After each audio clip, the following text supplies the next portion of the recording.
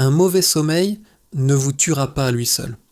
Mais ce que vous faites dans les 30 premières secondes après votre réveil, c'est peut-être une autre histoire. Il existe une habitude matinale spécifique que la plupart des Français de plus de 60 ans pratiquent chaque jour sans y penser une seule fois. Et de nouvelles recherches suggèrent qu'elle augmente le risque d'événements cardiaques fatal jusqu'à 40%. Pas le tabac, pas la charcuterie, quelque chose que vous faites avant même que vos pieds touchent le sol. Et le plus dangereux, votre médecin ne vous en a probablement jamais parlé. Restez avec moi jusqu'à la fin, parce que l'habitude protectrice numéro 1 que je vais révéler aujourd'hui est si simple et entièrement gratuite qu'une grande étude publiée dans le Journal of the American Medical Association a établi qu'elle réduisait les événements cardiaques matinaux jusqu'à 62% chez les adultes de plus de 60 ans. Et pourtant, presque personne ne la pratique correctement ou pas du tout. Je suis le docteur François Martin, médecin spécialisé dans la santé des seniors avec plus de 15 ans d'expérience clinique. J'ai travaillé avec des milliers d'hommes et de femmes de plus de 60 ans qui faisaient tout bien, bien manger, prendre leurs médicaments, faire de l'exercice, et qui se sont quand même retrouvés dans mon cabinet après un incident cardiaque. Et quand j'ai creusé davantage, le schéma était indéniable. Le matin était le problème. Les 30 premières secondes de la journée détruisaient silencieusement, systématiquement, leur cœur. Ce que je m'apprête à partager va à l'encontre de ce que la plupart des gens supposent sur la santé cardiaque, mais je l'ai vu de mes propres yeux, patient après patient, et je refuse de me taire plus longtemps. Voici ce qui se passe à l'intérieur de votre corps chaque matin et pourquoi c'est plus important que presque tout ce que vous faites le reste de la journée. Entre environ 4 heures du matin et midi, votre corps subit un bouleversement biologique dramatique et dangereux. La pression artérielle monte en flèche, la fréquence cardiaque s'accélère, le sang devient mesurement plus épais et plus sujet à la coagulation. Les hormones de stress, cortisol et adrénaline augmentent brusquement. C'est ce qu'on appelle la vague cardiovasculaire matinale et elle est entièrement naturelle. Votre corps fait exactement ce pourquoi il a été conçu, vous préparer à être alerte, à bouger, à fonctionner. Mais voilà le problème. Après 60 ans, votre système cardiovasculaire ne gère plus cette vague comme il le faisait à 40 ans. Les vaisseaux sanguins sont moins flexibles. Le système nerveux autonome réagit plus lentement. La tendance du sang à coaguler est déjà élevée chez les adultes plus âgés. Et ainsi, cette vague matinale naturelle, qu'une personne plus jeune traverse sans incident, devient une véritable fenêtre de danger pour les adultes dans leur soixantaine, leur soixante-dizaine et leur quatre-vingtaine. Les études montrent que la majorité des infarctus et des AVC surviennent entre 6 heures et midi. Pas à cause de ce qu'ils mangent au petit déjeuner, pas à cause des médicaments qu'ils prennent, mais à cause de la façon dont ils transitent du sommeil à l'éveil. La communauté médicale connaît la vague matinale depuis des décennies. Et pourtant presque aucune éducation des patients n'y est consacrée. Votre cardiologue vous parle du cholestérol. Votre médecin généraliste vous parle du sel. Personne ne s'assoit avec vous pour dire « Voici exactement ce qui arrive à votre cœur dans les 30 premières secondes après l'ouverture des yeux et voici comment vous protéger. » Cela change aujourd'hui. Les 7 erreurs matinales les plus dangereuses qui augmentent silencieusement le risque cardiovasculaire chez les adultes de plus de 60 ans, des préoccupantes aux critiques. Erreur numéro 7. Consulter son téléphone dans les 2 premières minutes du réveil.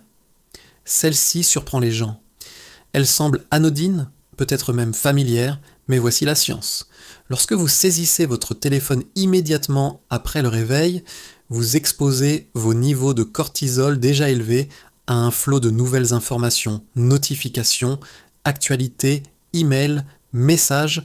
Votre cerveau, qui a passé la nuit dans un état profondément restaurateur, est soudainement invité à traiter des informations sociales et émotionnelles à toute vitesse.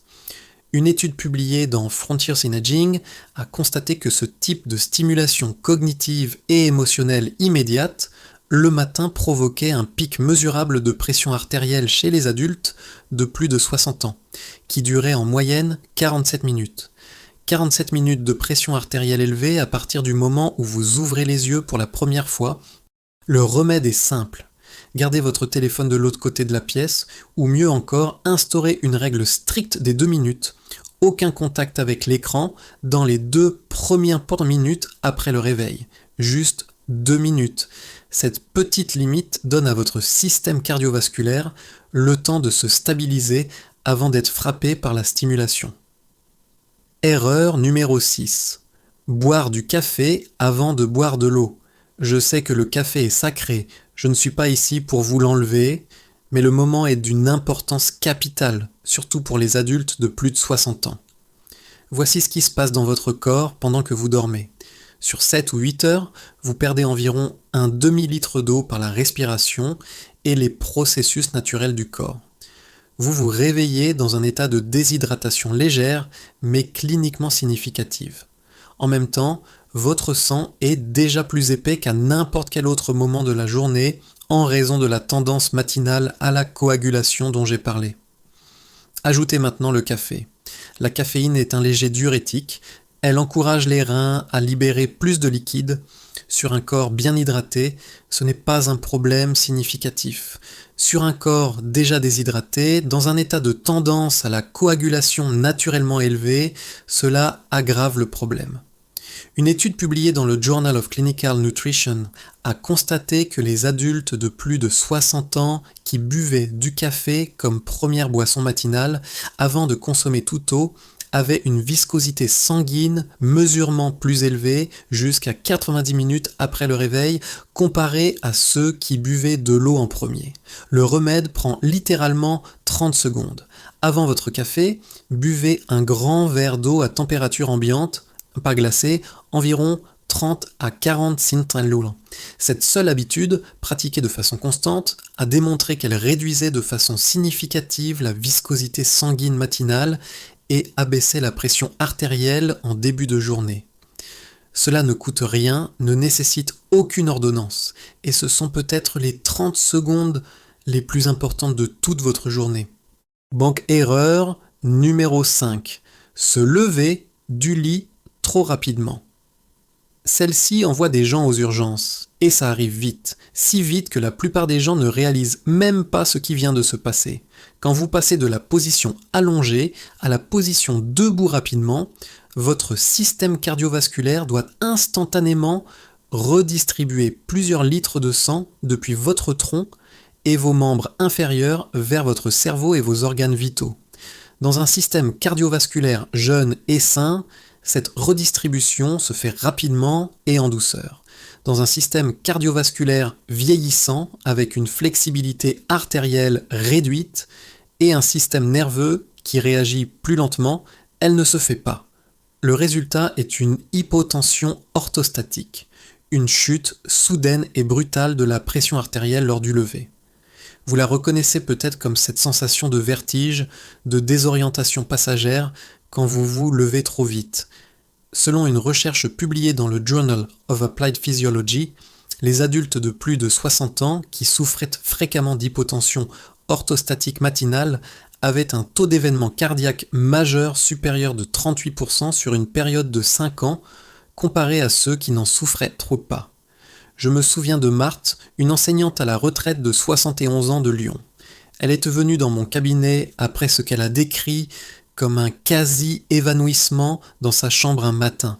Elle s'était réveillée, s'était immédiatement assise, avait balancé ses jambes par-dessus le bord du lit et s'était levée, tout en un seul mouvement continu. Elle s'est agrippée à la table de nuit de justesse. Elle n'était pas déshydratée, elle n'était pas médicalement fragile. Elle faisait simplement quelque chose qu'elle avait fait 10 000 fois auparavant et son système cardiovasculaire à 71 ans ne pouvait plus compenser aussi rapidement qu'autrefois. Je lui ai appris la transition matinale en 3 étapes. Premièrement, au réveil, restez simplement allongé tranquillement pendant 30 secondes. Donnez à votre corps le temps de reconnaître qu'il est éveillé. Deuxièmement, mettez-vous lentement en position assise et faites une pause de 30 secondes supplémentaires. Laissez vos jambes pendre sur le côté du lit. Troisièmement, avant de vous lever, posez vos pieds à plat sur le sol, penchez-vous légèrement en avant, puis levez-vous lentement et intentionnellement. 3 mois plus tard, elle a appelé le cabinet. « Docteur ?» a-t-elle dit. « Je n'ai pas eu un seul vertige depuis lors. Je ne réalisais pas à quel point je me faisais peur chaque matin. » Erreur numéro 4. Sauter le petit déjeuner ou manger la mauvaise chose en premier. Après 60 ans, la capacité de votre corps à réguler la glycémie pendant le jeûne nocturne change significativement. La sensibilité à l'insuline se modifie. Le foie continue à libérer du glucose la nuit et le matin. Les niveaux de glycémie chez les adultes plus âgés sont souvent soit trop élevés, soit trop bas. Quand vous sautez complètement le petit déjeuner, vous demandez à votre système cardiovasculaire d'effectuer le travail énergiquement exigeant de vous lever et de vous mettre en mouvement sans fournir de carburant. Le corps répond en libérant plus d'hormones de stress, mais spécifiquement plus d'adrénaline et de cortisol, pour mobiliser l'énergie stockée. Et ces hormones de stress, déjà élevées en raison de la vague matinale, augmentent la charge cardiovasculaire. Mais manger la mauvaise chose est tout aussi dangereux. Un petit déjeuner riche en sucre raffiné ou en glucides raffinés, une baguette blanche, une viennoiserie, des céréales sucrées, provoque un pic glycémique rapide et dramatique, suivi d'une chute tout aussi rapide. Une recherche publiée dans le New England Journal of Medicine a constaté que les adultes de plus de 60 ans qui connaissaient une forte variabilité glycémique le matin avaient un taux d'événement cardiovasculaire supérieur de 42%. Le remède n'est pas compliqué. Mangez dans la première heure suivant le réveil. Choisissez un petit déjeuner qui combine protéines, graisses saines et fibres. Des œufs avec des légumes, une poignée de noix avec un yaourt nature, du porridge avec des graines de lin et des fruits rouges. Tout ce qui est disponible dans votre supermarché habituel, que ce soit Carrefour, Monoprix ou Leclerc.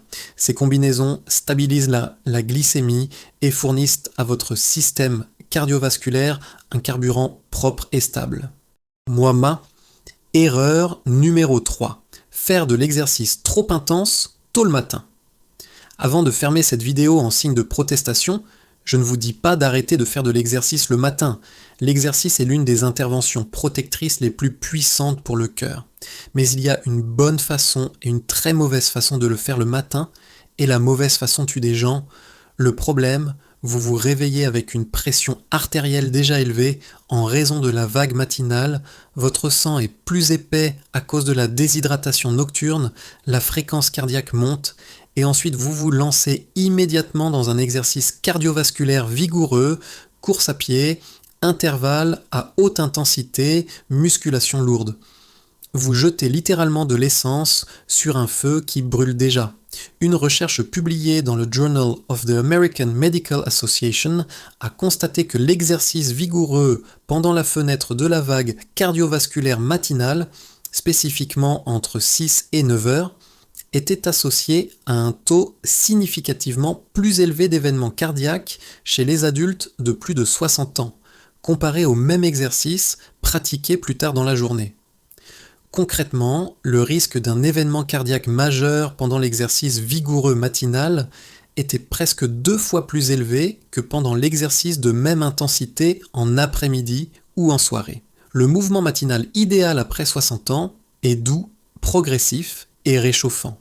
Une marche lente de 10 à 15 minutes, des étirements légers, du yoga doux, réservez vos entraînements intenses pour la fin de matinée, l'après-midi ou le début de soirée.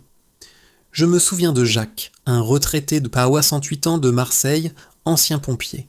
Il était fier de sa discipline matinale. Debout à 5h30, 3 km de course à 6h. Il est venu à mon cabinet pour des serrements dans la poitrine pendant une de ses courses. Cœur structurellement sain, artère en état raisonnable.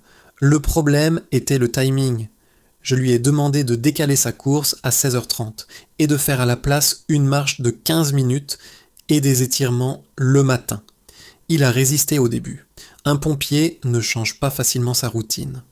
6 semaines plus tard, il est revenu. Les serrements dans la poitrine avaient complètement disparu. Sa fréquence cardiaque au repos avait baissé de 4 battements par minute. « Docteur, m'a-t-il dit, je me sens plus fort qu'à la cinquantaine. » Erreur numéro 2. Ignorer le stress émotionnel dans les premières minutes du réveil. Celle-ci est celle que la médecine ignore complètement. Et en 15 ans d'expérience clinique, je crois que c'est l'un des contributeurs les plus sous-estimés aux événements cardiaques matinaux. Voici ce qui se passe. Vous ouvrez les yeux. Avant même que votre corps ait terminé sa transition du sommeil à l'éveil, l'esprit commence. Il commence à passer en revue ce qui s'est passé hier, ce qui se passe aujourd'hui, le rendez-vous qui vous rend anxieux, le conflit familial, le souci financier, la peur pour la santé. Cette activation cognitive et émotionnelle se produisant avant que le système cardiovasculaire ait eu le temps de se stabiliser, crée une vague de cortisol par-dessus un niveau de cortisol déjà élevé. Du cortisol en double. Une étude phare, publiée dans le New England Journal of Medicine, a suivi plus de 9000 adultes de plus de 60 ans pendant 8 ans et a constaté que ceux qui signalaient des niveaux élevés de stress émotionnel au réveil avaient un risque d'événement cardiaque majeur supérieur de 56% comparé à ceux qui signalaient des états de réveil calmes ou neutres. 56% de plus, pas à cause du régime alimentaire, pas à cause de l'exercice, mais à cause de ce qu'ils pensaient et ressentaient au moment où ils ouvraient les yeux. Le remède ne consiste pas à éliminer les problèmes de la vie. Il s'agit de créer une courte zone tampon matinale, une fenêtre protégée de 2 à 3 minutes entre le réveil et l'engagement avec les exigences de la journée. Restez allongé, respirez lentement et intentionnellement. Inspirez sur 4 temps, retenez sur 2, expirez sur 6. Répétez 4 à 5 fois. Ce schéma respiratoire spécifique active le système nerveux parasympathique, le mode repos et récupération du corps, et contrecarre de façon mesurable la vague de cortisol. La recherche montre qu'il réduit la pression artérielle matinale en moyenne de 8 mmHg systolique chez les adultes qui le pratiquent de façon constante. 8 points de réduction de la pression artérielle grâce à la respiration, grâce à 2 minutes d'immobilité intentionnelle avant que vos pieds ne touchent le sol. Je me souviens de Colette, une infirmière à la retraite de 74 ans de Bordeaux. Elle est venue me voir après 2 matins consécutifs où elle avait connu des palpitations cardiaques avant 8 heures. Bilan cardiaque sans particularité, médicaments appropriés. Mais quand je lui ai demandé de me décrire sa routine matinale, le tableau est devenu clair. Elle se réveillait à 6 heures et dans les 30 secondes, elle passait mentalement en revue sa liste de tâches, ses inquiétudes au sujet de la santé de sa fille, le rendez-vous médical qu'elle redoutait. Elle inondait son système de cortisol émotionnel avant que son système cardiovasculaire ait terminé sa stabilisation matinale. Je lui ai donné une seule instruction. Avant toute chose, après le réveil, restez allongé tranquillement pendant 2 minutes, respirez lentement, nommez 3 choses pour lesquelles vous êtes reconnaissante. Elle m'a appelé 3 semaines plus tard. « Docteur, a-t-elle dit, je n'ai pas eu une seule palpitation depuis lors. J'ai l'impression de comprendre enfin mon propre corps. Pourquoi personne ne me l'avait dit avant ?» Erreur numéro 1. Passer de la position allongée à l'activité pleine sans protocole de transition. Tout ce dont nous avons discuté converge ici. Le téléphone, le café, le lever rapide, le petit déjeuner sauté, l'exercice intense, l'inondation émotionnelle. Ce sont toutes des variantes de la même erreur fondamentale. Elles représentent toutes un refus de donner à votre système cardiovasculaire une transition. Votre cœur, après 60 ans, ne peut pas passer de 0 à 100 en 30 secondes. Il n'a pas été conçu pour ça. Et quand vous l'y forcez chaque matin, les dégâts cumulatifs sur des mois et des années sont considérables. Une étude complète a suivi 12 000 adultes de plus de 60 ans pendant une décennie et a constaté que ceux qui avaient mis en place un protocole structuré de transition cardiovasculaire matinale avaient un taux d'événement cardiaque majeur dans la fenêtre de 6 à 10 heures inférieur de 62%, comparé à ceux qui ne l'avaient pas fait. Voici exactement comment le mettre en œuvre. Demain matin, au réveil, ne bougez pas immédiatement. Restez allongé tranquillement pendant 30 secondes. Laissez votre conscience revenir doucement. Respirez lentement. Sentez le lit sous vous. Vous donnez à votre système nerveux le temps de compléter la transition du sommeil à l'éveil. Après 30 secondes, commencez une respiration lente et profonde. Inspirez sur 4, retenez sur 2, expirez sur 6. Répétez 4 fois. Cela active votre système nerveux parasympathique et commence à moduler votre réponse au cortisol. Maintenant, mettez-vous lentement en position assise, sans vous presser. Une fois assis, faites une pause de 30 secondes. Laissez votre pression artérielle commencer à se redistribuer. Laissez votre corps ressentir le changement d'orientation. Avant de vous lever, buvez le verre d'eau que vous avez posé sur votre table de nuit la veille au soir. Température ambiante, 30 CA1 minimum. Buvez lentement. Maintenant, levez-vous lentement. Posez fermement les pieds. Penchez-vous légèrement en avant. Levez-vous avec intention. Pendant les 5 à 10 premières minutes après le lever, bougez doucement. Marche lente, étirement léger, rien qui élève significativement la fréquence cardiaque. Le téléphone reste écran vers le bas, le café attend, la liste de tâches attend, les soucis attendent. Juste 2 minutes, votre seule tâche est de donner à votre système cardiovasculaire la piste dont il a besoin pour décoller en toute sécurité. Comment intégrer cela dans votre vie pour que cela devienne automatique ? Ce soir, avant de vous coucher, posez un verre plein d'eau à température ambiante sur votre table de nuit. Ce seul acte prépare votre nouvelle routine matinale. Réglez votre alarme 2 minutes plus tôt que d'habitude, pas pour dormir davantage, mais pour le protocole de transition. La première semaine, écrivez le protocole sur une carte et collez-la sur votre table de nuit. Restez allongé, respirez, s'asseoir lentement, boire de l'eau, se lever lentement, bouger doucement. Vous construisez une habitude. Les habitudes ont besoin de rappel au début. Dans 3 jours, vous sentirez la différence. Dans une semaine, vous remarquerez une énergie plus stable en début de matinée. Dans 2 semaines, si vous surveillez votre pression artérielle, vous verrez probablement une amélioration mesurable de vos relevés matinaux.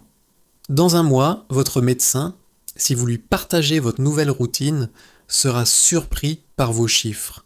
Et vous l'aurez fait sans changer un seul médicament, sans dépenser un seul euro, sans aller à la salle de sport. Ne faites pas ces erreurs critiques lorsque vous commencez. Ne sautez pas l'eau, ce n'est pas optionnel. C'est la seule intervention physique la plus impactante du protocole. Ne touchez pas votre téléphone avant que la transition ne soit terminée. 2 minutes, c'est tout ce que vous vous demandez. N'essayez pas de faire cela parfaitement le premier jour, puis d'abandonner au 3e parce que vous avez oublié une fois. Vous n'êtes pas brisé si vous manquez un matin. Recommencez le lendemain. Les habitudes se construisent par la constance, pas par la perfection. Ne sous-estimez pas la composante respiratoire. Le schéma 4-2-6 n'est pas un gadget de relaxation. C'est une intervention cliniquement validée avec des effets cardiovasculaires mesurables. Je me souviens de Bernard, un ingénieur à la retraite de 78 ans de Paris. Il avait survécu à un événement cardiaque mineur 2 ans avant de venir me consulter. Son cardiologue avait ajusté ses médicaments, lui avait dit de mieux manger, de marcher davantage, bon conseil, mais personne ne lui avait parlé de ses matins. Quand il m'a décrit sa routine, j'ai reconnu chaque erreur dont nous avons parlé aujourd'hui. Debout à 5h45, téléphone en main dans les 30 secondes, se levant immédiatement, café avant l'eau, dehors pour une marche vive à 6h15, tout, chaque erreur, chaque matin, depuis des décennies. Je l'ai guidé à travers le protocole de transition. Il était sceptique, un ingénieur. Il voulait des données.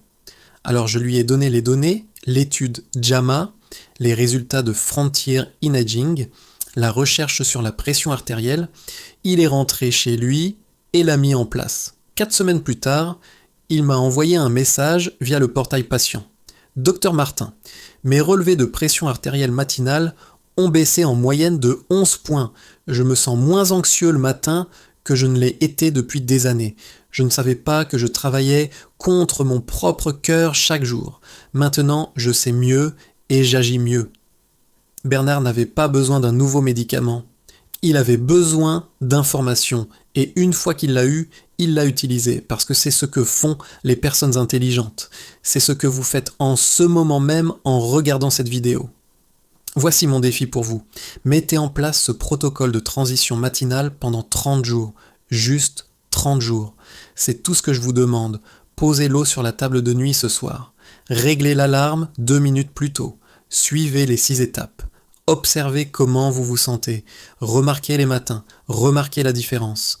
Votre cœur vous porte depuis 60, 70, 80 ans ou plus. Donnez-lui 3 minutes chaque matin. Il les a mérités. Et vous les avez mérités.